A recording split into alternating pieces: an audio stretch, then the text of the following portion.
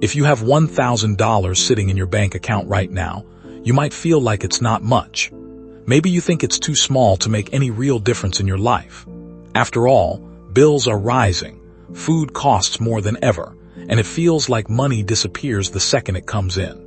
But here's the truth. What you do with that $1,000 today could either keep you stuck in the same cycle forever, or it could become the seed that grows into financial freedom.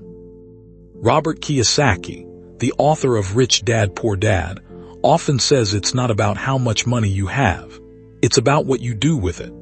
So let's talk about 4 things you should do if you have $1,000 in your bank account, and I'll make this practical, because I know how real life feels when you're staring at a small balance and trying to figure out the next step. The first thing you need to do with $1,000 is shift your mindset. And I know that doesn't sound like an action you can deposit at the bank, but trust me, it's the foundation. Most people look at $1,000 and think of what it can buy today. A new phone, clothes, maybe a weekend trip. That money disappears quickly because we're programmed to spend it instead of grow it. Robert Kiyosaki always points out the difference between assets and liabilities. An asset puts money in your pocket, a liability takes money out. When you only have $1,000 to work with, you can't afford to waste it on liabilities that leave you broke again next month. So the first action is to decide, this money will work for me, not disappear. That mental shift may sound small, but it's powerful. I remember the first time I had about $1,000 saved. I wanted to buy sneakers, honestly, because all my friends had the latest pairs. But something inside me said, if you spend this, you'll be right back at zero.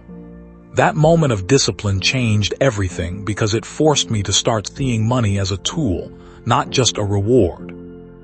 Once your mindset is in place, the second thing to do with $1,000 is to invest in your financial education. You see, many people think education stops at school, but financial education is what schools rarely teach.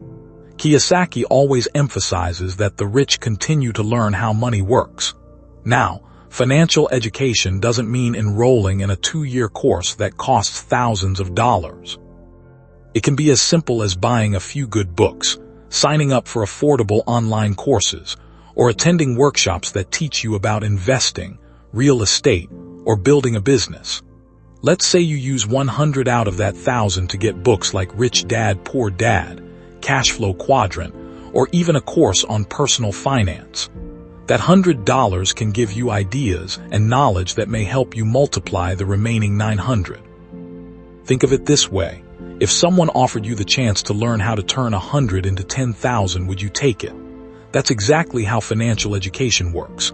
When I first started learning about money, I spent maybe $70 on a course about budgeting and investments. At the time, it felt like a big sacrifice, but within months I had already saved hundreds more than I used to because of what I learned. That's the return on education. It compounds for the rest of your life.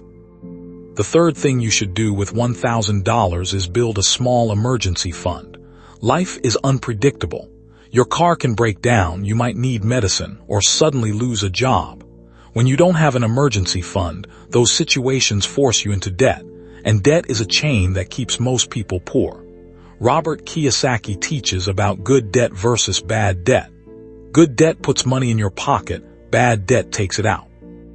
An emergency fund protects you from falling into bad debt when life throws surprises. So out of that $1,000, put at least $300 into a savings account or somewhere safe that you won't touch unless it's truly an emergency. That way, if your laptop crashes while you're working or you suddenly need to pay for transportation, you won't be forced to swipe a credit card and pay it back with interest. I remember when my cousin had only $500 saved and his motorbike broke down. Because he had a small emergency fund, he fixed it and continued delivering goods, which was his source of income. If he didn't have that fund, he would have lost work and earned nothing. That's how powerful a simple emergency stash can be. It keeps you moving forward instead of backward. Now the fourth and most exciting thing you should do with $1,000 is put the rest into assets that generate income.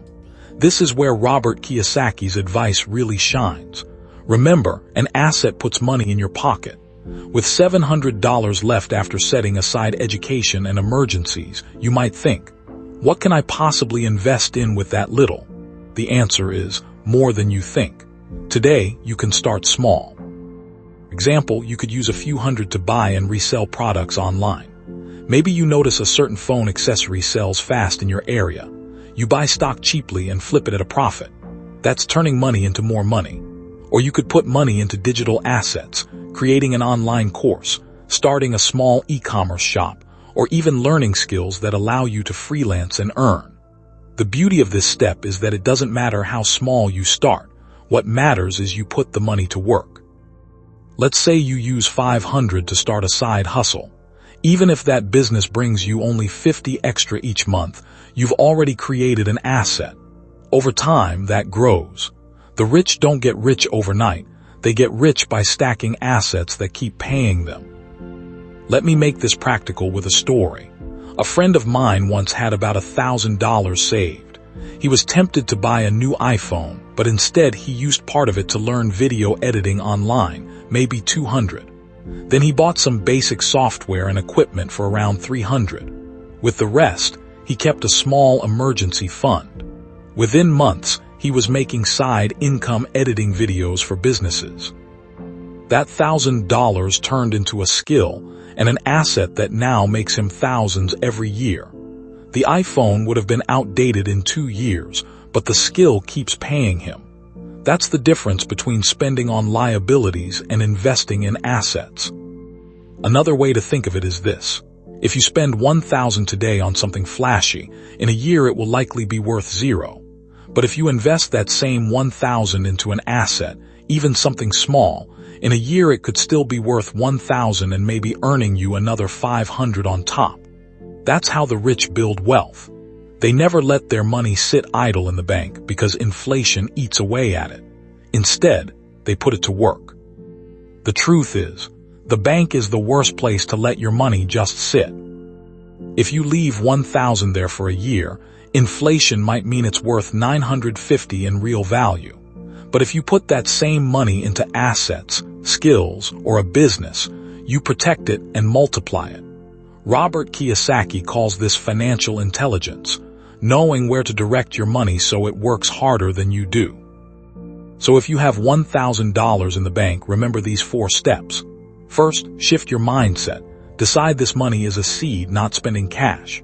Second, invest in financial education. Spend a little to learn a lot. Third, build an emergency fund. Protect yourself from setbacks. And fourth, put the rest into assets. Make your money start working for you. It doesn't matter if it's small, because small seeds grow into big trees over time. The key is discipline and consistency.